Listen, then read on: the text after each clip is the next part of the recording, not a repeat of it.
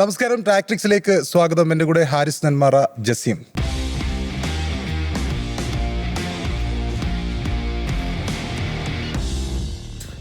കഴിഞ്ഞ മത്സരത്തിൽ ഒരിക്കൽ കൂടി മുംബൈ ഇന്ത്യൻസ് പരാജയപ്പെടുന്ന കാഴ്ചയാണ് നമ്മൾ കണ്ടത്. കൊൽക്കത്ത നൈറ്റ് റൈഡേഴ്സ് 4 വിക്കറ്റിന് മുംബൈയെ തകർക്കുകയായിരുന്നു. ഇതിനൊപ്പം തന്നെ കൊൽക്കത്ത പ്ലേ ഓഫ് സാധ്യതകൾ സജീവമാക്കുകയും ചെയ്തു. നമുക്കറിയാം, ഒരു ഘട്ടത്തിൽ പോയിന്റ് പട്ടികയിൽ ഏറ്റവും താഴേക്കിടയിൽ ഉണ്ടായിരുന്ന ടീമാണ് കൊൽക്കത്ത. പക്ഷേ അവസാന 5 മത്സരങ്ങളിൽ വിജയിച്ചുകൊണ്ട് കൊൽക്കത്ത പോയിന്റ് ടേബിളിലും മുന്നേറിയിരിക്കുകയാണ്.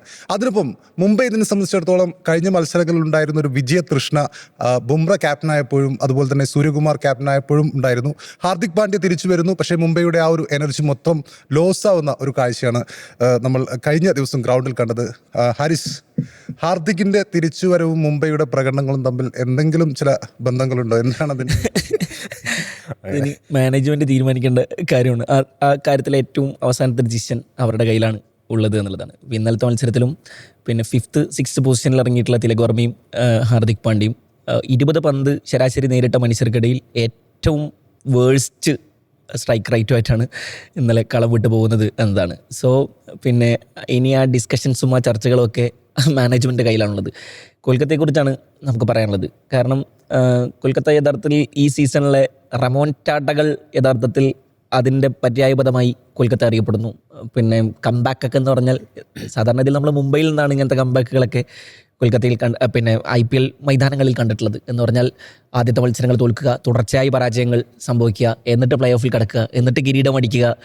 അപ്പോൾ അങ്ങനൊരു സംഗതി നമ്മൾ സാധാരണഗതിയിൽ മുംബൈയിൽ നിന്ന് കണ്ടൊരു സാധനമാണ്. ഈ സീസണിൽ പ്ലേ ഓഫ് പ്രതീക്ഷകൾ ഒരിടത്തും സാധ്യത കൽപ്പിക്കാതിരുന്ന ആദ്യത്തെ 6 മത്സരങ്ങൾ തോറ്റ കൊൽക്കത്ത അവസാനത്തെ 7 മത്സരങ്ങളിൽ 6 ജയിച്ച് പ്ലേ ഓഫ് പ്രതീക്ഷകൾ സജീവമാക്കുക എന്ന് പറയുന്നിടത്തെ ഒരർത്ഥത്തിൽ കേരളത്തിലൊന്നും അത്ര കൊൽക്കത്ത ആരാധകർ ഇല്ലാത്തത് കൊണ്ടായിരിക്കാം മേ ബി ഇതിങ്ങനെ ആഘോഷിക്കപ്പെടാത്തത്. ഇതൊരു മുംബൈയോ അല്ലെങ്കിൽ കുറച്ചുകൂടി CSK പോലുള്ള വലിയ ആരാധക പിന്തുണയുള്ള ഒരു ഫ്രാഞ്ചൈസി ആണെങ്കിൽ കൊട്ടിഘോഷിക്കപ്പെടേണ്ട ഒന്നാണിത്. അമ്മാതിരി ഒരു കംബാക്കാണ് അവർ നടത്തിയിട്ടുള്ളത് എന്നുള്ളതാണ്. കാരണം അവരുടെ എല്ലാ ഡിപ്പാർട്ട്മെൻറ്റുകളും അവർ പിന്നെ കോടിക്കിലുക്കത്തിൽ വാങ്ങിയിട്ടുള്ള കാമറോൺ ഗ്രീൻ അടക്കം വലിയ വിമർശനങ്ങൾ നേരിട്ട, രഹാനെ വലിയ വിമർശനങ്ങൾ നേരിട്ട ഈ വേദിയിൽ നിന്നിട്ട് തന്നെ ആദ്യത്തെ മത്സരങ്ങളെ കാണുന്ന സമയത്ത് ഇവർ ജയിക്കാൻ ഒരു താല്പര്യമില്ലാത്ത പോലെ അവർക്ക് ജയിക്കൊന്നും വേണ്ടേ എന്ന് തന്നെ നമ്മൾ പലതവണ ചോദിച്ചിട്ടുണ്ട്. പക്ഷേ അവർ ജയിച്ചു തുടങ്ങിയതിന് ശേഷം പിന്നെ ജയിച്ചുകൊണ്ടേ ഇരിക്കുന്നു എന്നുള്ളതാണ്, പലരുടെയും വഴിമുടക്കുന്നു എന്നുള്ളതാണ്.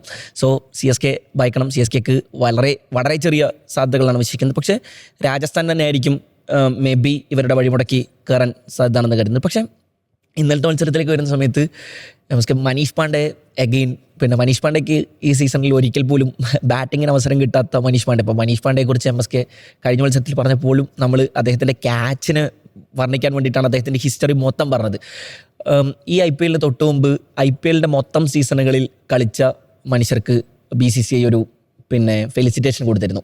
അതിൽ വിരാട് കോഹ്ലിയും രോഹിത് ശർമ്മയും അടക്കമുള്ള ഇന്ത്യൻ ക്രിക്കറ്റിലെ ഇതിഹാസങ്ങൾ പലരും ഫെലിസിറ്റേറ്റ് ചെയ്യപ്പെട്ട സമയത്ത് മനീഷ് പാണ്ഡെയെ ബോധപൂർവ്വം ഒഴിവാക്കിയെന്ന് പറഞ്ഞ ഡിസ്കഷൻ പിന്നെ നടന്നിരുന്നു. മനീഷ് പാണ്ഡെ അങ്ങനെ ഒഴിവാക്കപ്പെടേണ്ട ഒരു മനുഷ്യനുണ്ട്. 2014-ലും 2024-ലും കിരീടം ചൂടിയ മനുഷ്യനാണ്. IPL ഹിസ്റ്ററിയിൽ ആദ്യത്തെ അവസാന ഫൈനൽ ഇന്നിംഗ്സ് വളരെ മനോഹരം. അതെ, അന്ന് മാൻ ഓഫ് ദ മാച്ചാണ് അദ്ദേഹം. IPL ഹിസ്റ്ററിയിൽ ആദ്യത്തെ സെഞ്ചുറി നടന്ന ആദ്യമായി ഒരു ഇന്ത്യക്കാരൻ്റെ സെഞ്ചുറി മനീഷ് പാണ്ഡെയുടെ ബാറ്റിൽ നിന്നാണ് പറഞ്ഞത് എന്നുള്ളതാണ്. സോ ഈ പിന്നെ ഇന്നലെ അദ്ദേഹം ബാറ്റിംഗ് ഇറങ്ങുന്ന സമയത്ത് 2025 മെയ്ന് ശേഷം അദ്ദേഹം ആദ്യമായിട്ടാണ് IPL മൈതാനത്ത് ഒരു T20 മത്സരത്തിൽ ബാറ്റ് വീശാൻ ഇറങ്ങുന്നത് എന്നാണ്. ആദ്യത്തെ 4 ബോൾ അദ്ദേഹം ദീപക് ചഹാറിൻ്റെ പിന്നെ ഡോട്ട് ബോളുകളാക്കുന്നു. പിന്നെ ജസ്പ്രീത് ബുംറയെ ഒരു 4 അടിച്ചിട്ടാണ് തുടങ്ങുന്നത്. അപ്പം ഞാൻ വെറുതെ കണക്കുകൾ പരിശോധിച്ച് നോക്കുന്ന സമയത്ത് IPL പിന്നെ ജസ്പ്രീത് ബുംറയ്ക്കെതിരെ ഏറ്റവും മികച്ച റെക്കോർഡുകളുള്ള ബാറ്റർമാരിൽ ഒരാളാണ് മനീഷ് പാണ്ഡെ എന്നാണ്. ഇപ്പോൾ ഇന്നലത്തെ മത്സരത്തിൽ മഴ പെയ്തിട്ട് കളി കുറച്ച് ഇങ്ങനെ നീണ്ടുപോയിരുന്നു.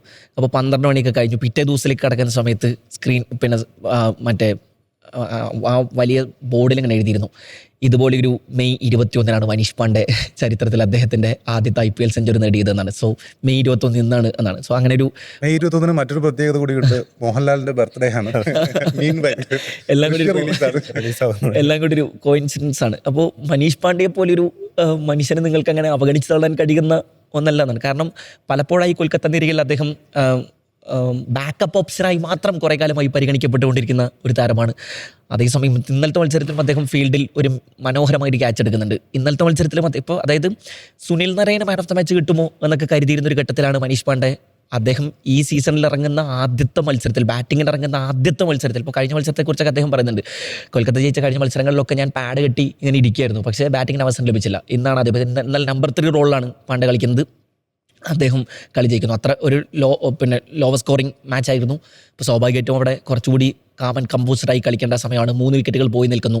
പിന്നെ പവർ പ്ലേയിൽ തന്നെ ദീപക് ചഹാറൊക്കെ ഭയങ്കരമായിട്ട് ഇവർക്ക് സമ്മർദ്ദം കൊടുക്കുന്നുണ്ട്. പക്ഷേ അവിടെ പാണ്ഡ്യയും പവലും ചേർന്നുണ്ടാക്കിയ ഒരു കൂട്ടുകെട്ടാണ് ഈ മത്സരത്തിൻ്റെ വിധിയെ നിർണ്ണയിച്ചതെന്നാണ് കൊൽക്കത്തയുടെ സാധ്യതകളെ കുറച്ചുകൂടി നീട്ടിയതെന്നാണ്. കൊൽക്കത്തയെ സംബന്ധിച്ച് വരുന്ന സമയത്ത് മുംബൈ ഇന്നിങ്സിൽ പവർ പ്ലേയിൽ തന്നെ അവർ 4 വിക്കറ്റുകൾ വിട്ടുന്നുണ്ട്. ഇപ്പോൾ കാമറൂൺ ഗ്രീനെ കുറിച്ചായിരുന്നു ആ സമയത്ത് തന്നെ ഏതാണ്ട് ഇക്വേഷൻ ഇവരുടെ ജയത്തിനൊപ്പം എന്ന രീതിയിൽ ചർച്ച ഉണ്ടായിരുന്നു. അതെ, ഇപ്പോൾ കാമറൂൺ ഗ്രീനെ കുറിച്ചായിരുന്നു നമ്മൾ ഈ സീസണിൽ അദ്ദേഹത്തിൻ്റെ പ്രൈസ് ടാഗിൻ്റെ ഭാരം അദ്ദേഹത്തിൻ്റെ തലയിൽ ഉണ്ട് എന്ന രീതിയിൽ നമ്മൾ വലിയ വിമർശനങ്ങൾ ഉന്നയിച്ചിരുന്നു. പക്ഷേ കാമറൂൺ ഗ്രീൻ ഇന്നലെ പവർ പ്ലേയിൽ 2 വിക്കറ്റ് എടുക്കുന്നു. അതുപോലെ തന്നെ ദൂബെ 2 വിക്കറ്റ് എടുക്കുന്നു. രോഹിത് ശർമ്മയൊക്കെ പുറത്താക്കിയൊരു സ്ലോ ഓവർ ബോൾ ഉണ്ട്. അങ്ങനെ അവരുടെ ടോപ്പ് ഓർഡർ ശരിക്കും പൊളിഞ്ഞു പോകുന്നു. സ്കൈ വീണ്ടും നിരാശപ്പെടുന്നു. സ്കൈ കുറച്ച് ആക്സലറേറ്റ് ചെയ്ത് തുടങ്ങി, പക്ഷേ സ്കൈ പെട്ടെന്ന് നിരാശപ്പെടുന്നത് കണ്ടു. റിക്കിൾട്ടൺ വീഴുന്നു, രോഹിത് ശർമ്മ വീഴുന്നു, അങ്ങനെ നമൻധീറും വീഴുന്നു. നമൻധീർ ഈ സീസണിൽ അവർക്ക് കുറച്ചുകൂടി പ്രതീക്ഷയുള്ള പ്രകടനം നൽകിയ മനുഷ്യനാണ്. പിന്നുള്ളത് ഹാർദിക് പാണ്ഡ്യൻ, തിലക് വർമ്മയാണ്. അവരുടെ അവസ്ഥ എന്ന് പറഞ്ഞാൽ ഇന്നലെ പാക്ക ഫ്ലോപ്പായിരുന്നു. പിന്നെ ആ കോർബിൻ ബോഷ് വന്നിട്ട് അവസാനം ആ കാർത്തിക് ത്യാഗിയുടെ ഓവറിലൊക്കെ അടിച്ചിട്ടാണ് 140 എത്തിയത്.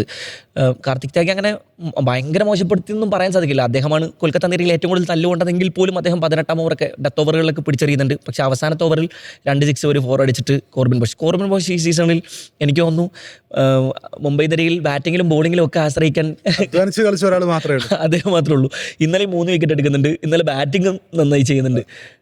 ഫീൽഡിംഗിലും 3 ക്യാച്ചുകൾ. അതെ, ഫീൽഡിലും നല്ല പ്രകടനങ്ങൾ കാഴ്ചവെക്കുന്നുണ്ട്. പക്ഷെ പവലിനെ നല്ല മിസ്സാക്കുന്നുണ്ട് അദ്ദേഹം. ഇന്നലത്തെ മത്സരത്തിൽ 3 ക്യാച്ചുകൾ പിടിച്ചൊന്നുമില്ല. പവലാണ് പിന്നെ അതിൽ നന്നായി ബാറ്റ് ചെയ്തെന്നുണ്ട്. ഇന്നലെ പിന്നെ ഫിന്നലിന്റെ വിക്കറ്റ് ഒക്കെ എടുത്തതിന് ശേഷം ദീപക് ചഹാറിന്റെ ഒരു വട്ടി ഷോ ഒക്കെ കണ്ടു നമ്മളെന്ന് പറഞ്ഞാൽ. അദ്ദേഹം കീശയിൽ നിന്നൊരു കടലാസ് എടുത്ത് എഴുതി ഇങ്ങനെ ആകാശത്ത് എഴുതി കൂട്ടുന്നൊക്കെ കണ്ടു. വലിയ കോൺഫിഡൻസിലായിരുന്നു അദ്ദേഹം. പക്ഷേ പിന്നെ അവിടെ പവലും പാണ്ഡ്യയും ചേർന്ന് പിന്നെ മുംബൈയുടെ കയ്യിൽ നിന്ന് കളി. ഇപ്പം ഇന്നലെ ജസ്പ്രീത് ബുംറയെ കുറിച്ചുള്ള കണക്കുകളൊക്കെ എടുത്ത് നോക്കിക്കഴിഞ്ഞാൽ ഇനി മത്സരങ്ങൾ ഒറ്റ മത്സരമാണ് ബാക്കിയുള്ളത്. IPL അവസാനിക്കാൻ പോകുന്നു. അദ്ദേഹത്തിൻ്റെ അക്കൗണ്ടിൽ ആകെ 4 വിക്കറ്റാണ് ഈ സീസണിലുള്ളത് എന്നുള്ളതാണ്. സോ മുംബൈയുടെ പ്രശ്നങ്ങൾ ഈ അറ്റത്തുനിന്നും ആ അറ്റത്തുനിന്നും തുടങ്ങുന്നുണ്ട്. തുടങ്ങാനല്ല, ഇപ്പോൾ എല്ലാം അവസാനിച്ച് നിൽക്കുകയാണല്ലോ. അപ്പോൾ മാനേജ്മെൻറ്റിന് ജസ്പ്രീത് ബുംറയെ സംബന്ധിച്ചല്ല, മറ്റു ടീമുകളെ സംബന്ധിച്ചൊക്കെ വലിയ പുനരാലോചനകൾ നടത്തേണ്ടി വരും. സ്വാഭാവികമായിട്ടും അവർക്ക് യങ് ടാലൻറ്റുകളെ കുറിച്ച് ആലോചിക്കേണ്ടി വരും, ക്യാപ്റ്റൻസി ചേഞ്ചിനെ കുറിച്ച് ആലോചിക്കേണ്ടി വരും. മെഗാ ഓപ്ഷനാണ് അടുത്ത സീസണിൽ വരുന്നത്. സോ സ്വാഭാവികമായിട്ടും മുംബൈ കുറേ ഒരു പൊളിച്ചു പണിക്ക് നിർബന്ധമായും ഒരുങ്ങേണ്ട ഒരു സീസണാണ് വരുന്നത്. അവസാനം കാലമടക്കുന്നൊക്കെ പറയാൻ മാത്രം പോലും ആ ടീമിൽ നിന്നൊന്നും ഇല്ലാത്തൊരു അവസ്ഥ. ഇനി രാജസ്ഥാൻ റോയൽസാണ്. പിന്നെ രാജസ്ഥാൻ്റെ വഴിമുടക്കാൻ ഇവർക്കാകുമോ എന്നുള്ളതായിരിക്കും അടുത്ത ഡിസ്കഷൻ. രാജസ്ഥാൻ അടുത്ത മത്സരം ജയിച്ചു കഴിഞ്ഞാൽ ഡയറക്റ്റ് പ്ലേ ഓഫിലേക്ക് പ്രവേശിക്കാൻ കഴിയും. മുംബൈയാണ് അവരുടെ എതിരാളികൾ.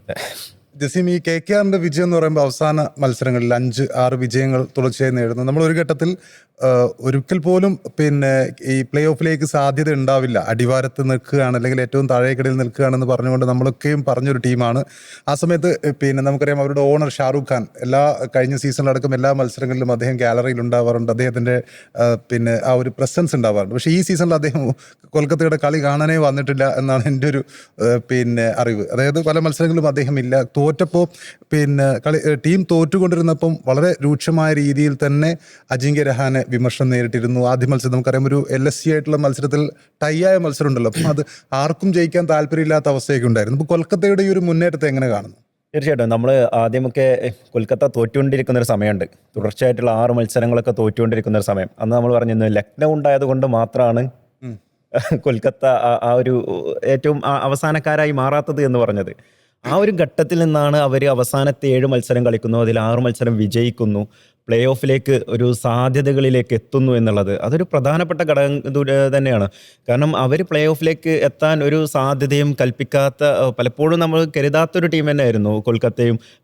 അതോടൊപ്പം തന്നെ ലക്നൌവിനെയും ഒക്കെ താരതമ്യം ചെയ്തുകൊണ്ടായിരുന്നു മുന്നോട്ട് പോയിരുന്നത്. ആ സമയത്ത് മറ്റു ടീമുകളൊക്കെ വലിയ പെർഫോമൻസ് ആയിരുന്നു. പ്രത്യേകിച്ച് പഞ്ചാബ് കിങ്സ് തുടർച്ചയായിട്ട് മത്സരങ്ങൾ വിജയിക്കുന്ന സാഹചര്യം, അതേ സമയത്ത് 6 മത്സരങ്ങൾ തുടർച്ചയായിട്ട് തോൽക്കുന്ന കൊൽക്കത്ത. ഇങ്ങനെയൊക്കെയുള്ളൊരു സമവാക്യങ്ങളിൽ നിന്ന് മത്സരം പിന്നീട് പിന്നീട് അതിൻ്റെ പോരി മുറുകുന്ന സമയത്തേക്ക് ആ മത്സരം പോകുന്നത് പിന്നീട് മറ്റൊരു തലത്തിലാണ്. അതായത് പഞ്ചാബ് കിങ്സിന് ഇപ്പോൾ പ്ലേ ഓഫ് സാധ്യത വളരെയധികം കുറഞ്ഞ്, എന്നാൽ കൊൽക്കത്ത ഒരു ഘട്ടത്തിലും പ്ലേ ഓഫ് സാധ്യത ഒരുപക്ഷെ ഉണ്ടായേക്കില്ല എന്ന് പറയുന്ന സാഹചര്യത്തിൽ നിന്ന് അവർ പ്ലേ ഓഫിലേക്ക് കടക്കുന്ന ഒരു ഏപ്രിൽ 25-ന്റെ കണക്കും മെയ് 21-ന്റെ കണക്കും ഇപ്പം സോഷ്യൽ മീഡിയയിൽ പ്രചരിക്കുന്നുണ്ട്. അതായത് ആ സമയത്ത് 13 പോയിന്റ് ആയിരുന്നു പഞ്ചാബിനുണ്ടായിരുന്നത് ഏപ്രിൽ 25-ന്. അത് കഴിഞ്ഞ് ഏതാണ്ട് ഒരു മാസമായി പഞ്ചാബ് അതേ 13 തന്നെ നിൽക്കുകയാണ്. കൊൽക്കത്ത 2 പോയിന്റിൽ നിന്ന് 13 എത്തിക്കാൻ ആ രണ്ട് ടീമുകളുടെ ഒരു മാറ്റം നോക്കുകയാണല്ലേ ശരിക്കും. അപ്പോൾ ഈ ഒരു സാഹചര്യത്തിൽ നിന്ന് കൊൽക്കത്ത ഇങ്ങോട്ട് വരുന്നു എന്നുള്ളത് പ്രധാനപ്പെട്ട ഒരു കാര്യം തന്നെയാണ്. IPL-ൽ ഒരുപക്ഷെ പ്ലേ ഓഫിലേക്ക് ഇനിയിപ്പോൾ ഒരു സാധ്യത വർദ്ധിക്കുന്നു. അത് ചെന്നൈക്കുള്ള സാധ്യത അവസാനിക്കുന്നു എന്നുള്ളതും, കൊൽക്കത്ത ആ സാധ്യത വർദ്ധിപ്പിക്കുക എന്നുള്ളതും, പഞ്ചാബിന് ഇതൊരു ഭീഷണിയായി മാറുന്നു എന്നുള്ളതും, രാജസ്ഥാൻ ഇനി ഒരു മത്സരം വിജയിച്ചാൽ ഇനി പേടിക്കാനൊന്നുമില്ല. കാരണം എല്ലാ ടീമുകളും 13 മത്സരം പൂർത്തിയാക്കി എന്നുള്ള ഒരു കാര്യം കൂടിയുണ്ട്. അപ്പോൾ ഈ 13 മത്സരം പൂർത്തിയാക്കുന്ന സാഹചര്യത്തിൽ ഇനി അടുത്തൊരു മത്സരം രാജസ്ഥാനും മുംബൈയും മാത്രമാണ്, മുംബൈയും തമ്മിലുള്ളതാണ്. അപ്പോൾ അവർ തീർച്ചയായിട്ടും വിജയിക്കുകയാണെങ്കിൽ, രാജസ്ഥാൻ വിജയിക്കുകയാണെങ്കിൽ തീർച്ചയായിട്ടും രാജസ്ഥാന് പ്ലേ ഓഫിലേക്കുള്ള ടിക്കറ്റ് ഉറപ്പാക്കാം എന്നുള്ളതാണ്. പക്ഷേ ഇനി അവിടെ ഉള്ളത് അവർക്ക് തോൽവിയാണ് എന്നുണ്ടെങ്കിലാണ് ഇനി അതുപോലെ തന്നെ പഞ്ചാബിനും കൊൽക്കത്തക്കുമുള്ള സാധ്യത നിലനിൽക്കുന്നത് എന്നുള്ള കാര്യം കൂടിയുണ്ട്. കാരണം ഈ രണ്ട് ടീമുകളും 13 പോയിന്റുകളുമായിട്ട് അവിടെ നിൽക്കുകയാണ്. ഈ രണ്ട് ടീമുകളാണ് സമനില അതായത് മത്സരം ഉപേക്ഷിച്ചത് കാരണം ഓരോ പോയിന്റ് വീതം ഒരു മത്സരത്തിൽ നേടേണ്ട ഒരു സാഹചര്യം ഉണ്ടായത്. ആ ഒരു മത്സരത്തിൽ ഒരുപക്ഷെ അന്ന് പഞ്ചാബോ അല്ലെങ്കിൽ കൊൽക്കത്തയോ ജയിച്ചിരുന്നെങ്കിൽ ഇത്രത്തോളം അവർക്കൊരു പ്രശ്നം ഉണ്ടായിരുന്നില്ല. അപ്പോൾ ആ ഒരു രീതിയിലേക്കാണ് കളി പോകുന്നത് എന്നുള്ളതാണ് പോയിന്റ് ടേബിൾ നോക്കുമ്പോൾ മനസ്സിലാകുന്നത്. അതോടൊപ്പം തന്നെ കൊൽക്കത്തയുടെ പെർഫോമൻസും ഇപ്പോൾ ഇന്നലെയൊക്കെ സുനിൽ നരൈൻ്റെ ഒരു പ്രകടനം അത് എടുത്തു പറയേണ്ട കാര്യം തന്നെയാണ്. അദ്ദേഹം ഇന്നലെ 4 ഓവറിൽ ഒരു 13 റൺസൊക്കെ വഴങ്ങിക്കൊണ്ട് അദ്ദേഹം എടുക്കുന്ന ഒരു പെർഫോമൻസ് ഉണ്ട്. അത് തന്നെയാണ് മിഡിൽ ഓവറുകളിൽ സുനിൽ നാരായൺ വരച്ച കാര്യം 15 ഡോട്ട് ബോൾസ് ആണ് നാരായൺ എറിഞ്ഞത്. ശരിക്കും തിലകും ഹാർദിക്കും ശരിക്കും കുടുങ്ങിപ്പോയത് ആ ഓവറുകൾ. മിഡിൽ ഓവറുകൾ ആകെ 10-48 റൺസാണ് മുംബൈക്ക് എടുക്കാൻ കഴിഞ്ഞത്. അതെ, അതായത് അവരുടെ ഒരു തുടക്കം, അവരുടെ പിന്നെ പവർ പ്ലേയിലും അവർ തകർന്നടിയുന്നു. രോഹിത് ശർമ്മയും നമൻദിറും ഉൾപ്പെടെയുള്ള റിക്കിൾട്ടൺ ഉൾപ്പെടെയുള്ളവരെല്ലാം തകർന്നടിയുന്ന ഒരു സാഹചര്യത്തിൽ അവർ മിഡിൽ ഓവറിലേക്ക് ചെല്ലുമ്പോൾ അവിടെയും സുനിൽ നരൈനാണ് പിന്നീട് അവരുടെ ഓവറുകളെ, അവരുടെ ബാറ്റിങ്ങിനെ പരീക്ഷിക്കുന്ന ഒരു കാര്യം കാണുന്നത്. അപ്പോൾ ഈ രീതിയിൽ സുനിൽ നരൈൻ്റെ ഒരു പ്രകടനം ഈ ഒരു IPL നോക്കുകയാണെങ്കിൽ തന്നെ അദ്ദേഹം എല്ലാ മത്സരങ്ങളിലും ശരാശരി ഓരോ വിക്കറ്റെങ്കിലും നേടിക്കൊണ്ട് ആ മത്സരം എപ്പോഴും അദ്ദേഹം അതിലൊരു നിർണായക ഘടകമായി മാറുന്ന ഒരു സാഹചര്യം കൂടിയുണ്ട്. അത് നമ്മൾ നേരത്തെയൊക്കെ പറഞ്ഞാണ്, സുനിൽ നരൈൻ എവിടെയും പ്ലേസ് ചെയ്യാവുന്ന, ബാറ്റിങ്ങിലാണെങ്കിൽ പോലും ബൗളിങ്ങിലും എല്ലായിടത്തും അദ്ദേഹത്തിൻ്റെ ആ ഓൾറൗണ്ട് മികവ് അദ്ദേഹം പലപ്പോഴും അത് കാണിക്കുന്നു എന്നുള്ളത് ഒരു പ്രധാനപ്പെട്ട ഘടകം. അത് കൊൽക്കത്ത ഈ ഒരു രീതിയിലേക്ക് മുന്നേറുമ്പോൾ അതിലൊരു പ്രധാനപ്പെട്ട ഘടകം സുനിൽ നരൈൻ ആകുന്നു എന്നുള്ളതും, സുനിൽ നരൈൻ്റെ ഒരു ഇന്നിങ്സ് മികവ് അത് അവരെ പ്ലേ ഓഫിലേക്ക് നയിക്കുന്നു എന്നുള്ളതും അദ്ദേഹത്തിൻ്റെ ഒരു എടുത്തു പറയേണ്ട സവിശേഷതയാണ്. ഇപ്പോൾ കഴിഞ്ഞ ദിവസം വിരാട് കോഹ്ലി ഒരു RCBയുടെ സ്പോർട്സ് ഉച്ചകോടിയുടെ ഒരു ഭാഗമായിട്ട് അദ്ദേഹം സംസാരിക്കുന്നുണ്ട്. അദ്ദേഹത്തോട് ചോദിക്കുന്നുണ്ട്, ഏറ്റവും അപകടകാരികളായ, അതായത് നിങ്ങൾക്ക് നേരിടാൻ ഏറ്റവും ബുദ്ധിമുട്ടേറിയ ബൗളർമാർ ആരൊക്കെയാണെന്ന് ചോദിക്കുമ്പോൾ അതിൽ 2020-ൽ അദ്ദേഹം പറയുന്ന താരം എന്ന് പറയുന്നത് സുനിൽ നരൈൻ്റെ പേരാണ്. അദ്ദേഹത്തെ 4 തവണ എങ്ങാണ്ട് പുറത്താക്കുന്ന ഒരു താരമാണ് സുനിൽ നരൈൻ. അപ്പോൾ ഈ രീതിയിൽ വിരാട് കോഹ്ലി, നമ്മുടെ കിങ് കോഹ്ലി അടക്കം ഭയപ്പെടുന്ന ഒരു 2020-ൽ ഭയപ്പെടുന്ന ഒരു ബൗളറാണ് സുനിൽ നരൈൻ എന്നുള്ള കാര്യം കൂടിയുണ്ട്. അങ്ങനെ സുനിൽ നരൈൻ്റെ ഒരു പ്രകടനം കൂടി ഈ ഒരു കാര്യത്തിൽ മറക്കാവുന്നതല്ല. ഈ ഒരു കൊൽക്കത്തയുടെ പ്ലേ ഓഫ് സാധ്യതയിലേക്ക് എത്തുമ്പോൾ, പ്ലേ ഓഫിന് അരികിലെത്തുമ്പോൾ അത് പ്ലേ ഓഫിലേക്ക് എത്തുകയാണെങ്കിൽ കൂടി അതിൽ സുനിൽ നരൈൻ്റെ പങ്ക് അത് നിർണായകമായിരിക്കും എന്നുള്ള കാര്യം കൂടി ഇന്നലത്തെ മത്സരത്തിലുണ്ട്. ഇതിൽ ഈ സുനിൽ നരൈൻ്റെ റെക്കോർഡുകൾ ഞാൻ ജസ്റ്റ് ഒന്ന് നോക്കിയിരുന്നു. അതായത് അദ്ദേഹം ഒരു IPL സീസണിൽ പോലും 8-ന്റെ മുകളിൽ എക്കണോമിയിൽ അദ്ദേഹം പന്തെറിഞ്ഞിട്ടില്ല. അതായത് 2012-ലാണ് സുനിൽ നരൈൻ IPL-ലേക്ക് വരുന്നത്. അതിൽ ആ സീസണിൽ 5.48 ആയിരുന്നു. പിന്നീട് 5.47 അടുത്ത കൊല്ലം. 2014 6.36 അങ്ങനെ വന്ന് 2020-ൽ മാത്രമാണ് അദ്ദേഹത്തിൻ്റെ എക്കണോമി 7.95 വന്നിരിക്കുന്നത്. അപ്പോൾ എല്ലാ സീസണിലും ഇത്രയും കൺസിസ്റ്റൻ്റ് ആയിട്ട് പിന്നെ പന്തെറിയുന്ന സുനിൽ നരൈൻ ശരിക്കും IPL-ലെ ഗോട്ട് എന്ന വിശേഷണത്തിന് തീർച്ചയായിട്ടും അർഹനാണ്. പിന്നെ ഈ മത്സരത്തിലേക്ക് വരുമ്പോൾ നമ്മൾ പലപ്പോഴും ഇങ്ങനെ ചർച്ച ചെയ്യാറുണ്ട്. അതായത് ഹാർദിക് വരുമ്പോൾ മാത്രം എന്തുകൊണ്ടാണ് മുംബൈ ഇത്രത്തോളം തകരുന്നത്, അല്ലെങ്കിൽ ആളുകളുടെയൊക്കെ ഒരു വിജയതൃഷ്ണയൊക്കെ ഇല്ലാതാവുന്നത് എന്നുള്ളൊരു സംശയം കൃത്യമാണ്. അതായത് ഹാർദിക് പാണ്ഡ്യ നമുക്ക് വലിയ താല്പര്യം ഉണ്ടാവില്ല, പക്ഷേ കഴിഞ്ഞ മത്സരത്തിൽ, ഹാർദിക് ഇല്ലാത്ത കഴിഞ്ഞ മത്സരത്തിൽ ബുംറ ക്യാപ്റ്റനായിരുന്ന സമയത്തൊക്കെ അവരുടെ ഒരു ആവേശം നമ്മൾ കണ്ടിട്ടുണ്ട്. ബുംറ ക്യാപ്റ്റനായ സമയത്ത് അവർ വിജയിക്കുന്നത് കണ്ടിട്ടുണ്ട്. സൂര്യകുമാർ ക്യാപ്റ്റനായ സമയത്ത് ജസ്റ്റ് അടുത്തെത്തുന്നത് കണ്ടിട്ടുണ്ട്. പക്ഷേ ഇപ്പോൾ സോഷ്യൽ മീഡിയയിൽ പലപ്പോഴും 6 ഘടകം എന്നൊക്കെ പറഞ്ഞുകൊണ്ട് ഈ പൊളിറ്റിക്കലി അതായത് രോഹിത് ശർമ്മ ഘടകം അവിടെ ഉണ്ട് എന്നൊക്കെ പറഞ്ഞിട്ടുള്ള കുറേ പോസ്റ്റുകൾ കാണാറുണ്ട്. പക്ഷേ ഇവിടെ പിന്നെ ഹാർദിക് പാണ്ഡ്യ ടീമിലേക്ക് വരുന്ന സമയത്ത് ഇവർക്ക് ആർക്കും വലിയ താല്പര്യം ഇല്ലാത്തതുപോലത്തെ ഒരു ഫീലിംഗ്, അതായത് ഹാർദിക്കിന് വേണ്ടത്ര പിന്തുണ ഇല്ലാത്ത ഒരു ഫീലിംഗ് മുംബൈ ക്യാമ്പിലുണ്ട് എന്ന് തോന്നുന്നു. കാരണം അവരുടെ മൊത്തത്തിലുള്ള പെർഫോമൻസ് നോക്കുമ്പോൾ എല്ലാവരും താഴേക്കിടയിലേക്ക് പോവുകയാണ്. പവർ പ്ലേ തന്നെ 4 വിക്കറ്റ് നഷ്ടപ്പെടുകയാണ്. മധ്യനിരയിലാണ് ഹാർദിക്ക് പോലും പിന്നെ അദ്ദേഹത്തിൻ്റെ പ്രതിഭക്കൊത്ത് അല്ലെങ്കിൽ അദ്ദേഹത്തിൻ്റെ പ്ലാൻ അനുസരിച്ച് മുംബൈക്കൊപ്പം കളിക്കാൻ കഴിയുന്നുണ്ടോ എന്നുള്ളൊരു സംശയം അവിടെ നിലനിൽക്കുന്നുണ്ട്. അതായത് ഈ പവർ പ്ലേക്ക് ശേഷമുള്ള സ്ലോ ഓവറുകളിൽ 60 പന്തുകളാണ് ഇവർ രണ്ടുപേരും കൂടി നേരിട്ടിരിക്കുന്നത്. അതായത് ഒരു ഇന്നിങ്സ് 120 പന്തുകളിൽ 60 പന്തുകളും നേരിട്ട് ഇവർ രണ്ടുപേരും ചേർന്ന് നേടിയിരിക്കുന്നത് 46 റൺസാണ്.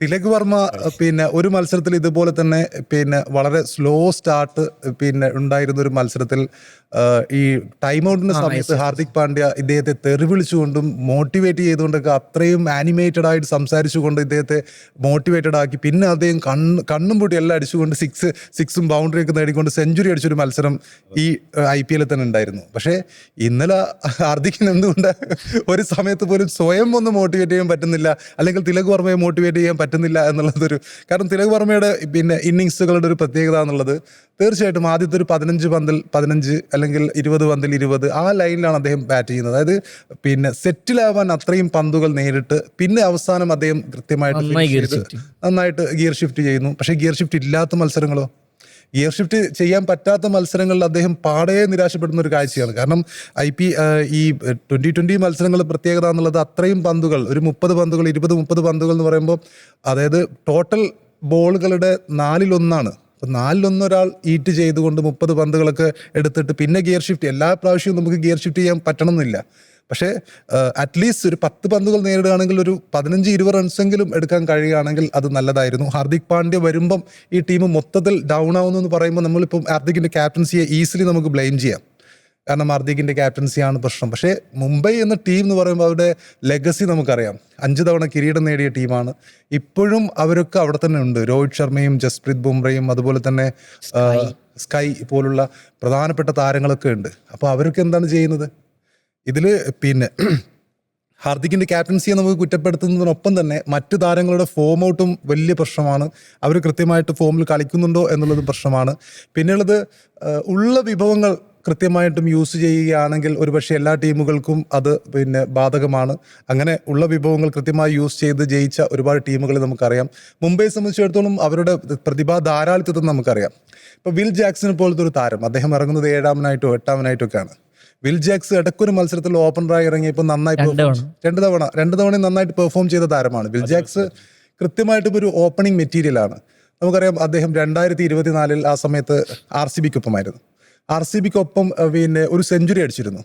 അതായത് അന്ന് ഓപ്പണറായി ഇറങ്ങിയിരുന്ന കഴിഞ്ഞ T20 ലോകകപ്പിൽ ഇംഗ്ലണ്ടിന് വേണ്ടിയിട്ട് ഫിനിഷർ റോളിലാണ്, ഇംഗ്ലണ്ടിന് വേണ്ടി ഫിനിഷർ റോളിലാണ്. പക്ഷെ ബേസിക്കലി അദ്ദേഹം ഒരു ഓപ്പണറാണ്. അതായത് 2024 ഞാൻ ജസ്റ്റ് ഒന്ന് ചെക്ക് ചെയ്തപ്പോൾ അദ്ദേഹം RCBക്കൊപ്പം ചേർന്നുകൊണ്ട് പിന്നെ GTക്കെതിരെ ഒരു സെഞ്ചുറി അടിച്ചിരുന്നു.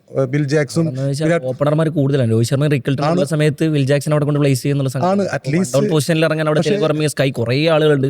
വിൽ ജാക്സന്റെ സ്വാഭാവികമായിട്ടും അദ്ദേഹം ഈ സമീപകാലത്ത് കളിച്ചിട്ടുള്ള അദ്ദേഹം പ്രൂവ്ഡ് ആയിട്ട് ആ ഒരു ക്രൈറ്റീരിയ ഇംഗ്ലണ്ടിന് വേണ്ടിയിട്ടുള്ള ക്രൈറ്റീരിയ ഉപയോഗിക്കുകയായിരിക്കും. ഇംഗ്ലണ്ട് ആ രൂപത്തിലാണ് ഇദ്ദേഹത്തെ ഈ സമീപകാലങ്ങളായി യൂസ് ചെയ്യുന്നത്. പക്ഷേ ഒന്ന് അദ്ദേഹത്തിൻ്റെ ഈ പഴയ ചരിത്രങ്ങളും അല്ലെങ്കിൽ ഈ പിന്നെ ഇംഗ്ലണ്ടിൽ ഒരുപാട് പേർ അങ്ങനെ ഉള്ളത് കൊണ്ടാണ് ഇപ്പം മൊയിൻ അലിയൊക്കെ മുമ്പ് CSK ഉപയോഗിച്ചൊരു വിധം നമ്മൾ മുമ്പ് പറഞ്ഞിട്ടുണ്ടായിരുന്നു. അതായത് മൊയിൻ അലി 7-ാമനായിട്ട് ഇറങ്ങിയിരുന്ന താരമാണ്. പക്ഷേ ആ സീസണിൽ CSK കൃത്യമായിട്ടും അദ്ദേഹത്തെ 1 ഡൗൺ പൊസിഷൻ നൽകുന്നു. ഒരുപാട് ഇമ്പാക്ട്ഫുൾ ആയിട്ടുള്ള ഇന്നിങ്സുകൾ അദ്ദേഹം കളിച്ചിട്ടുണ്ട്.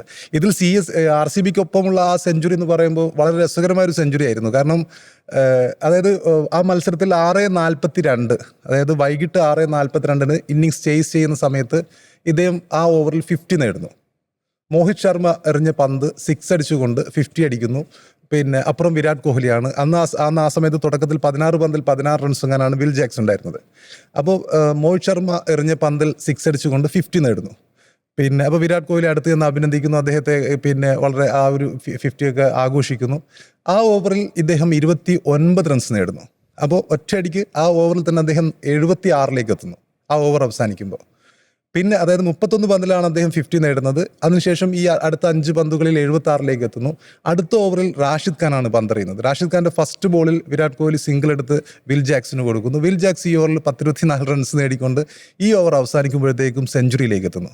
അതായത് 6:42 50 നേടിയ ഒരു താരം 6:49 വെറും 7 മിനിറ്റിനുള്ളിൽ ഒരു ഓവറിന്റെ ഇടവേളയിൽ സെഞ്ചുറി അടിക്കുന്നു. അപ്പം അത്രയും അഗ്രസീവായി ബാറ്റ് ചെയ്യുന്ന ഒരു താരമാണ്. 2024 തന്നെ അദ്ദേഹം 3 T20 സെഞ്ചുറികൾ നേടിയിരുന്ന താരമാണ്. പെർഫെക്റ്റ് ഓപ്പണറാണ്. ഓപ്പണിംഗ് ആയിട്ട് ബോൾ ചെയ്യുന്ന, ഓപ്പണിംഗ് ആയി ബാറ്റ് ചെയ്യുന്ന, അല്ലെങ്കിൽ ആ സമയത്ത് പാർട്ട് ടൈം ബോളർ എന്ന രീതിയിലായിരുന്നു ആ സമയത്ത് അദ്ദേഹം ഉണ്ടായിരുന്നത്. പക്ഷേ ഇംഗ്ലണ്ട് ടീമിലെ പ്രതിഭാ ധാരാളിത്തം കൊണ്ട് അദ്ദേഹത്തിന് ഒരു ഓൾറൗണ്ടറായി മാറേണ്ടി വരുന്നു. കഴിഞ്ഞ T20 ലോകകപ്പിൽ അദ്ദേഹത്തിന്റെ ബോളിംഗും ക്ലിക്കാവുന്നു, കുറച്ച് വിക്കറ്റുകളൊക്കെ ലഭിക്കുന്നു.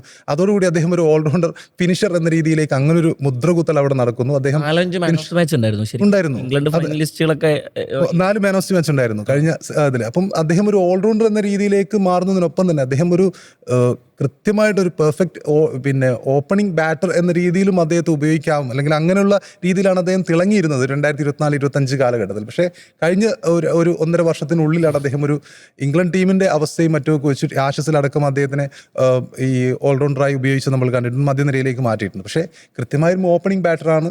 അദ്ദേഹത്തെ ആ രീതിയിൽ, അതായത് 2 മത്സരങ്ങൾ അദ്ദേഹം തിളങ്ങിയിരുന്നു ഈ സീസണിൽ. അപ്പം കുറച്ചുകൂടി അദ്ദേഹത്തെ ആ രീതിയിൽ യൂസ് ചെയ്യാമായിരുന്നു.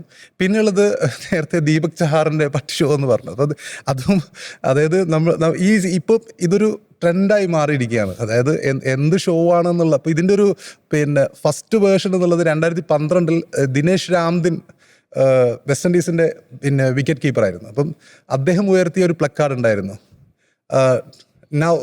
ടോക്ക് വ്യൂ യാ നാ എന്ന് പറഞ്ഞിട്ടൊരു, അതായത് ഇനി വിവ് നിങ്ങൾ സംസാരിക്കൂ എന്ന രീതിയിലുള്ള ഒരു കാർഡായിരുന്നു, ഒരു പോസ്റ്ററായിരുന്നു. അതിന് മുമ്പത്തെ ടെസ്റ്റ് മത്സരങ്ങളിലൊക്കെ അദ്ദേഹം ഭീകരമായി പരാജയമായപ്പം സാക്ഷാൽ വിവിയൻ റിച്ചാർഡ്സ് ഇദ്ദേഹം ഭയങ്കര അബദ്ധമാണല്ലോ, ഇദ്ദേഹം എന്താണ് ഫോം ഔട്ട് ആവുന്നത്, അദ്ദേഹത്തിന് എന്ത് റൺസ് എടുക്കാൻ കഴിയുന്നില്ല, ദിനേശ് രാംദിൻ വളരെ മോശം ഫോമിലാണ് എന്ന് പറഞ്ഞപ്പോൾ ദിനേശ് രാംദിൻ ഒരു സെഞ്ചുറി നേടിക്കൊണ്ട് നൗ വിവ് ടോക്ക് നാ, ഇനി വിവ് നിങ്ങൾ സംസാരിക്കൂ എന്ന് പറഞ്ഞുകൊണ്ട് ഒരു ടെസ്റ്റിൽ സെഞ്ചുറി അടിച്ചതിന് ശേഷം ഇങ്ങനെ പ്ലക്കാർഡ് ഉയർത്തുന്നു.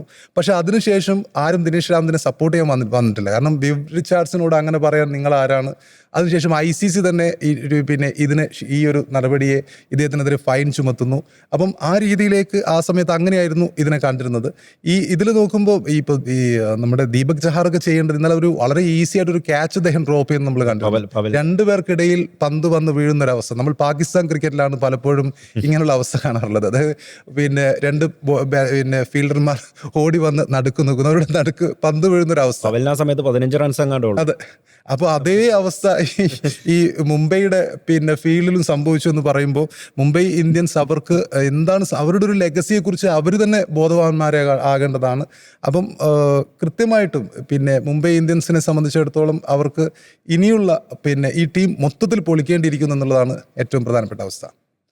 ഇനി ഇന്നത്തെ മത്സരത്തിൽ ഗുജറാത്ത് CSK ആണ്. CSKയുടെ അവസാന പ്രതീക്ഷയായ മത്സരമാണ്. ഗുജറാത്ത് ആണെങ്കിൽ ടോപ്പ് 3 ടീമാണ്, പ്ലേ ഓഫ് ഉറപ്പിച്ച ടീമാണ്. ഇപ്പോൾ MSK പ്രഡിക്ഷൻ എന്താണ്? CSK ജയിക്കണം എന്നാണ് ആഗ്രഹം. കാരണം CSKക്ക് ഇനിയിപ്പോൾ ജയിച്ചാലും വലിയൊരു പ്രതീക്ഷയൊന്നുമില്ല, നേരിയൊരു സാധ്യതയേ ഉണ്ടാവുള്ളൂ. കാരണം പ്രത്യേകിച്ച് ഇനിയിപ്പോൾ രാജസ്ഥാനൊക്കെ ജയിക്കുകയാണെങ്കിൽ തീർച്ചയായിട്ടും അവർ കയറും. ഗുജറാത്തിനെ സംബന്ധിച്ചിടത്തോളം അവർക്ക് ഇനി ഒന്നാമതേക്ക് എത്താനുള്ള ആ ഒരു രീതിയിലേക്കാണ് അവരുടെ ഒരു പോരാട്ടം എന്ന് പറയുന്നത്. പക്ഷേ ഇന്നിപ്പോൾ തീർച്ചയായിട്ടും CSK ജയിക്കുമെന്നാണ് പ്രതീക്ഷ. CSKക്കൊപ്പമാണ്. CSK ജയിക്കട്ടെ എന്ന് പ്രാർത്ഥിക്കുന്നു. കാരണം CSK നിലവിലെ ഫോമിൽ CSK അങ്ങനെ ജയിക്കുമെന്ന് തോന്നുന്നുണ്ട്. കാരണം കഴിഞ്ഞ മത്സരത്തിലൊക്കെ വലിയ വിമർശനങ്ങൾ, പ്രത്യേകിച്ച് ക്യാപ്റ്റൻ ഋതുരാജ് ഗെയ്ക്വാദൊക്കെ നേരിട്ട ഇതാണ്. പിന്നെ കുറേ പരിക്കുകൾ വലിക്കുന്നൊരു ടീമാണത്. സഞ്ജുവിനെ മാത്രം ഡിപ്പെൻഡ് ചെയ്ത് പോയിക്കൊണ്ടിരിക്കുന്ന ഒരു ഫ്രാഞ്ചൈസി എന്ന അർത്ഥത്തിലേക്ക് അത് അവസാന ഘട്ടത്തിലേക്ക് കിടക്കുന്ന സമയത്ത് കിടക്കുന്നു. ഋതു ഇടക്കാലത്ത് ഫോമിലേക്ക് തിരിച്ചെത്തിയിരുന്നെങ്കിലും അദ്ദേഹം വീണ്ടും അദ്ദേഹത്തിൻ്റെ സ്ട്രൈക്ക് റേറ്റ് വലിയ ചോദ്യചിഹ്നമായിക്കൊണ്ടിരിക്കുന്നു. അദ്ദേഹം ആങ്കറിംഗ് റോൾ ഏറ്റെടുക്കുന്നു എന്ന് പറയുകയും എന്നാൽ ഒപ്പമുള്ള ഓപ്പണിംഗ് പാർട്ട്ണർ പുറത്തായതിനു ശേഷം അദ്ദേഹം ആങ്കറിങ്ങിൽ തന്നെ തുടരുകയും കഴിഞ്ഞ മത്സരത്തിലേക്ക് ഒരൊറ്റ ഫോറില്ലാതെയാണ് 11ാമത്തെ ഓവറിലോ 12ാമത്തെ ഓവറിലോ അദ്ദേഹം പുറത്തായി പോകുന്നത്. സോ അങ്ങനെ ഒരു തിരിച്ചുവരവ് നടന്നു. ശരിക്കും ലക്നൌവിനെതിരായ മത്സരം അവർക്ക് വലിയൊരു സാധ്യതയായിരുന്നു. പക്ഷേ അതിൽ അവർ കളി കൊണ്ട് കളഞ്ഞു. പിന്നെ കഴിഞ്ഞ മത്സരത്തിൽ തോറ്റു. പിന്നെ SRHും ഗുജറാത്തുമാണ് ബാക്കിയുള്ളത്. സ്വാഭാവികമായിട്ട് പറഞ്ഞ പോലെ സമ്മർദ്ദമുണ്ട്. കാരണം ടോപ്പ് 3 ടീമുകളാണ്, അവരങ്ങനെ തോറ്റു തരുമൊന്നുമില്ല. പ്രത്യേകിച്ച് 2 ടീമുകളും കിരീട സാധ്യതയ്ക്ക് ഏറ്റവും അധികം കൽപ്പിക്കും. പ്രത്യേകിച്ച് ഗുജറാത്തിനെ സംബന്ധിച്ചൊക്കെ കിരീട സാധ്യതയ്ക്ക് മുന്നിലുള്ള ടീമുകളൊന്നാണ്. അവരുടെ എല്ലാ ഡിപ്പാർട്ട്മെൻറ്റുകളും നന്നായി പെർഫോം ചെയ്തുകൊണ്ടിരിക്കുന്ന സമയത്താണ്. ചെന്നൈയെ സംബന്ധിച്ച് ഡോ ഡേ മാച്ചാണ്. സോ മേ ബി ഇത് അവസാനത്തെ മത്സരമായിരിക്കാം അവരുടെ എന്ന് വേണമെങ്കിൽ പറയാൻ സാധിക്കും. മൊത്തത്തിൽ ടീം സ്ട്രെങ്ത് വെച്ച് നോക്കുന്ന സമയത്ത് ഞാൻ ഗുജറാത്തിനൊപ്പം നിൽക്കുന്നു. ടീം സ്ട്രെങ്ത് നോക്കുമ്പോൾ GT ആണ് വളരെ മുന്നിലുള്ളത്. പക്ഷേ എങ്കിൽ കൂടി ചെന്നൈയെ സംബന്ധിച്ചിടത്തോളം അവസാന മത്സരമാണ്, ഒരു ഡു ഓർ ഡൈ സിറ്റുവേഷൻ ആണ്. കഴിഞ്ഞ മത്സരവും ഡു ഓർ ഡൈ സിറ്റുവേഷൻ ആയിരുന്നു. പക്ഷേ ചെന്നൈക്ക് വിജയത്തിലേക്ക് എത്താൻ കഴിഞ്ഞില്ല. കഴിഞ്ഞ മത്സരത്തിൽ ജയിക്കാൻ പറ്റുന്ന ഒരുപാട് അവസരങ്ങൾ ഉണ്ടായിരുന്നു, പക്ഷെ അത് മുതലാക്കാൻ കഴിഞ്ഞില്ല. പക്ഷേ ഈ മത്സരത്തിലേക്ക് വരുമ്പോൾ പിന്നെ ഋതുരാജും ഈ വിമർശനങ്ങളൊക്കെ പിന്നെ എന്താ പറയുക ഉൾക്കൊണ്ടുകൊണ്ട് ഒരു ഓപ്പണിങ്ങിലെങ്കിലും ഒരു ചേഞ്ച് ഉണ്ടാവുമോ എന്നുള്ളത് ഒരു പ്രധാനപ്പെട്ട വിഷയം. ഇതുവരെ ഉണ്ടായിട്ടില്ല വിമർശിച്ചിട്ട്. അല്ല, ആരെയാണ് അവിടെ റീപ്ലേസ് ചെയ്യുക? പണ്ട് നമുക്ക് ആയുഷ് മാത്രമേ എന്ന് പറയുന്ന ഒരു ഓപ്ഷൻ ഉണ്ടായിരുന്നു. അപ്പോൾ ഓപ്പണിങ്ങിലേക്ക് എന്ന് പറഞ്ഞിട്ട് ആരെയാണ് കൊണ്ടിരുത്തുക എന്നൊരു സംഗതി. അങ്ങനെ ഒരു അവസരം ഉണ്ടായിട്ട് പോലും ചെയ്തിട്ടില്ല ആയുഷ് മാത്രം. അവിടെ ഒരു ക്യാപ്റ്റൻസി മാറ്റത്തെക്കുറിച്ച് വലിയ ഡിസ്കഷൻസ് നടന്നുകൊണ്ടിരിക്കുന്ന ഒരു സമയത്താണ്. കാരണം പക്ഷേ ഫ്ലെമിംഗ് ഒക്കെ ഭയങ്കര പ്രതീക്ഷയാണ് ഇപ്പോഴും പറയുന്നത്. കാരണം ധോണിയുടെ ഷൂ ഫിൽ ചെയ്യുക എന്ന് പറയുന്നത് അതങ്ങനെ പെട്ടെന്ന് കഴിയുന്ന കാര്യമൊന്നുമല്ല, സമയമെടുക്കും. ഋതു മാനേജ്മെൻറ്റ് ഇപ്പോഴും പ്രതീക്ഷയുള്ള പിന്നെ ക്യാപ്റ്റനാണ്. അദ്ദേഹം കുറച്ചുകൂടി അദ്ദേഹത്തിൻ്റെ ബാറ്റിങ്ങിനെ കുറിച്ച് പുനരാലോചനകൾ നടത്തണം. അദ്ദേഹം രണ്ട് സമീപനങ്ങളുടെ ഇടയിൽ പെട്ടുപോയ പോലെയാണ് തോന്നുന്നത്. ഒന്ന്, അദ്ദേഹം ഭയങ്കര അഗ്രസീവ് ശൈലിയിൽ ബാറ്റ് വീശുന്ന മനുഷ്യനല്ല, എന്നാൽ കുറച്ചുകൂടി ആങ്കർ ചെയ്തിട്ട് ചെയ്യുന്ന മനുഷ്യൻ. പക്ഷെ ഇത് ആങ്കർ ചെയ്യുന്നില്ല, അദ്ദേഹം ആങ്കറിങ് മാത്രമാക്കി ഒന്ന് ഗിയർ ഷിഫ്റ്റ് ചെയ്തത്. ഒരു ശരാശരി 150-145 ഇടയിലൊക്കെ സ്ട്രൈക്ക് റേറ്റിൽ ബാറ്റ് വീശിക്കൊണ്ടിരിക്കുന്ന ഒരാൾ പെട്ടെന്ന് 100-ൽ താഴെ സ്ട്രൈക്ക് റേറ്റിലേക്ക് താഴ്ന്നു. അതും ക്യാപ്റ്റൻ ഓപ്പണർ റോളിൽ ഇറങ്ങിയ മനുഷ്യൻ. സ്വാഭാവികമായിട്ടും അദ്ദേഹത്തിനെതിരെ ചോദ്യശരങ്ങൾ വരും, പ്രത്യേകിച്ച് നിർണായക മത്സരങ്ങളൊക്കെ പരാജയപ്പെടുന്ന സമയത്ത്. ഈ സീസണിൽ ഏറ്റവും വേസ്റ്റ് സ്ട്രൈക്ക് റേറ്റിൽ കളിക്കുന്ന ക്യാപ്റ്റന്മാരിൽ ഒരാൾ കൂടിയാണ് ഋതു. അപ്പോൾ അദ്ദേഹത്തിന്റെ ക്യാപ്റ്റന്മാർ മാത്രമല്ല, ഏറ്റവും വേസ്റ്റ് സ്ട്രൈക്ക് റേറ്റിൽ ബാറ്റ് ചെയ്ത 130-128 അതെ, ആ രീതിയിലാണ് അദ്ദേഹത്തിന്റെ സ്ട്രൈക്ക് റേറ്റ്. അപ്പം പിന്നെ അവരെ സംബന്ധിച്ചിടത്തോളം ആ ഒരു സ്ട്രൈക്ക് റേറ്റ് തന്നെയാണ് ആ ഒരു അദ്ദേഹത്തിന്റെ ക്യാപ്റ്റൻസി ഒരു മോശമാണെന്ന് എനിക്ക് തോന്നുന്നില്ല. പക്ഷേ ബാറ്റിങ്ങിൽ അദ്ദേഹത്തിന്റെ ഫോം ഔട്ടാണ് ചെന്നൈയെ പിറകോട്ട് അടിക്കുന്നത്. പിന്നെ ഉള്ളത് മഹേന്ദ്ര സിംഗ് ധോണി ഈ വർഷം കളിക്കില്ല എന്ന് ഏതാണ്ട് തീരുമാനമായതുപോലെയാണ് കാര്യങ്ങൾ. അഹമ്മദാബാദിലേക്ക് അദ്ദേഹം പോകുന്നില്ല എന്ന തരത്തിലുള്ള വാർത്തകൾ ഉണ്ടായിരുന്നു. ഇന്ന് തീരുമാനമായതൊന്നുമല്ല, അത് നിന്നോ തീരുമാനം. നമ്മളെയൊക്കെ പറ്റിക്കുകയായിരുന്നു. അതായത് CSK മാനേജ്മെന്റ് പിന്നെ അവരുടെ കാണികളൊക്കെയും ഈ ഗ്രൗണ്ടിലേക്ക് വരട്ടെ, ധോണിയെ കാണാൻ വേണ്ടി വരട്ടെ എന്ന രീതിയിൽ അവരുടെ ഈ കളി കാണാൻ ആളുണ്ടാവില്ല എന്ന് വിചാരിച്ചുകൊണ്ട് അദ്ദേഹത്തെ ഓൾറെഡി ധോണി വിരമിച്ചിട്ടുണ്ടാവണം, പക്ഷെ ഇതുവരെയും പറ്റിക്കുകയായിരുന്നു എന്ന് തോന്നുന്നു. കഴിഞ്ഞ മത്സരത്തിൽ 1 ഡിമാൻഡാണ് ടിക്കറ്റിന് ചെപ്പോക്കിൽ വന്നതെന്ന് പറയുന്നത്. ധോണി ഇറങ്ങുന്നുള്ള ആ ഒരു അഭ്യൂഹം വല്ലാതെ ശക്തമായ സമയത്ത്. ഇന്നിപ്പോൾ ഈ കൊൽക്കത്തയുടെ മത്സരത്തിൽ ഗുജറാത്തിൻ്റെ മത്സരത്തിന് മുമ്പ് ലാസ്റ്റ് മത്സരം ഗുജറാത്ത് കൊൽക്കത്തയോട് തോറ്റാണ് വരുന്നത് എന്നുള്ള ഒരു കാര്യം കൂടിയുണ്ട്. അതെ, അങ്ങനെ ഒരു, അതായത് കൊൽക്കത്ത ശരിക്ക് നല്ലൊരു പെർഫോമൻസ് അത് കീപ്പ് ചെയ്തിങ്ങനെ കൊണ്ടുപോകുന്നു എന്നുള്ളത് പ്രധാനപ്പെട്ട ഒരു കാര്യം തന്നെയാണ്. തീർച്ചയായിട്ടും. അതായത് നമ്മൾ IPL-ന്റെ ഒരു ഘട്ടത്തിൽ ആദ്യത്തെ 7 മത്സരം കഴിഞ്ഞപ്പോൾ നമ്മൾ പോയിന്റ് ടേബിളിൽ ഇനിയൊരു മാറ്റം ഉണ്ടാവാൻ സാധ്യതയില്ല, ടോപ്പ് 4-ലുള്ള ആളുകൾ തന്നെയായിരിക്കും പിന്നെ കപ്പടിക്കുക, ആ കപ്പങ്ങ് പഞ്ചാബിന് കൊടുത്തേക്ക്, ശ്രേയസ് ഇന്ത്യയുടെ നെക്സ്റ്റ് ക്യാപ്റ്റൻ എന്നൊക്കെ പറഞ്ഞുകൊണ്ട് നമ്മൾ പറഞ്ഞിരുന്നു. ശരിയാണ്, എല്ലാവരും അങ്ങനെ പറഞ്ഞിരുന്നില്ല. എല്ലായിടത്തും ആ കമന്റ് മാത്രമേ വരുന്നുള്ളൂ. അല്ല, ആ സമയത്തുള്ള അവരുടെ ഫോം ആ രീതിയിലായിരുന്നു. കാരണം നമ്മൾ ആ സമയത്ത് പ്രഡിക്റ്റ് ചെയ്ത് പറഞ്ഞൊരു കാര്യങ്ങൾ ആദ്യത്തെ 8 മത്സരങ്ങളൊക്കെ കഴിഞ്ഞപ്പോൾ ടോപ്പ് 4-ഉള്ള ആൾക്കാർ തന്നെ ആയിരിക്കാനാണ് സാധ്യത, മറ്റുള്ളവർ തമ്മിലുള്ള ഡിഫറൻസ് വളരെ വലുതാണ് എന്നൊക്കെ പറഞ്ഞിരുന്നു. പക്ഷേ ഇപ്പം എനിക്ക് തോന്നുന്നു IPL-ലെ ഏറ്റവും ആവേശം നിറഞ്ഞ അവസാന മത്സരം വരെ പ്ലേ ഓഫ് സാധ്യതകൾ ഇങ്ങനെ ഒരുവിധം 6 ടീമുകൾക്കും 8 ടീമുകൾക്കും ഡൽഹി വരെയുള്ള ടീമുകൾക്ക് ഇപ്പോഴും പ്ലേ ഓഫ് സാധ്യതകളുണ്ട്. അപ്പോൾ ആ രീതിയിൽ നോക്കുമ്പോൾ IPL വേറെ തരത്തിൽ ഒരു കൊൽക്കത്തയുടെ കാര്യത്തിലേക്ക് വരുന്ന സമയത്ത് MSK ഒരിക്കലും മാൻഡ്രാക്കി വിളിക്കാൻ പറ്റില്ല. കാരണം MSKയുടെ പ്രൊഡിക്ഷൻ ഒക്കെ അവിടെ ശരിയായിട്ടുള്ളത്. പ്രത്യേകിച്ച് മനീഷ് പാണ്ഡെ MSK ഭയങ്കരമായിട്ട് പുകഴ്ത്തി ഒരു വീഡിയോ തന്നെ ചെയ്തിട്ടുണ്ട്. പക്ഷെ മനീഷ് പാണ്ഡെ അദ്ദേഹം തിരിച്ചു വരുന്നു. കാർത്തിക് ത്യാഗി ഒക്കെ MSK വീഡിയോ ചെയ്തു. കാർത്തിക് ത്യാഗി ഇടക്കാലത്ത് ചില മത്സരങ്ങളിലൊക്കെ പോയാൽ പോലും കാർത്തിക് ത്യാഗി അവരുടെ